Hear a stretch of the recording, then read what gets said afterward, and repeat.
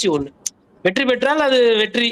தோத்து போயிட்டோம்னா அது பயிற்சி அப்படின்ற மாரி ஒரு எத்தன மனநிலைக்கு வருஷத்துக்கு போறாரு. பயிற்சி எடுத்துட்டு இருக்கிறது?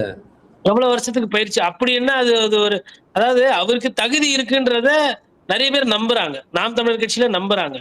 ஆனா அவரு தான் வந்து ஒரு கிங் மேக்கர். அதாவது கிங் மேக்கர் ஆடிட்டு கூட கிங் ஆடலாம். ஒரு ம். கூட்டணியில போனா நம்ம பொசிஷன் கிங் மேக்கர் ஆடலாம். நான் கிங்கும் ஆட மாட்டேன், கிங் மேக்கரும் ஆட மாட்டேன், தலையா ஆடுவேன் அப்படின்றாரு. அதுக்கப்புறம் போதா வரைக்கும் என்ன சொல்லிட்டாரு விஜய் சார, நடு ரோட்ல நின்னா நடுவுல அடிபட்டு சாவ அப்படின்னு வேற சொல்லிவிட்டாரு. அப்ப அப்படியே ஒரு கூட்டணி இல்லாம போயிடுச்சு. இங்க அவரு ஏதோ கூட்டணி போய் சேர்ற மாரி தெரியல. அதான் 2026 உண்டான களம் அண்ணன் சீமானுக்கும் இல்ல. ம். நிதர்சனமா பேசும். சரி. கட்சி வளரட்டும், கட்சிக்கு வாக்கு வங்கி கூடட்டும், அது வேற.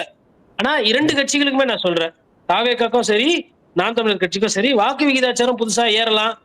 தாவேகா புதிய கட்சி ஒரு வாக்கு வாங்கி வாங்கி அவங்க ப்ரூவ் பண்ணலாம் ஒரு பொலிட்டிக்கல் பார்ட்டியா. தேர்தல்ல ஜெயிச்சு முதல் இடத்துக்கு அப்டின்னா அதுக்கு வாய்ப்பு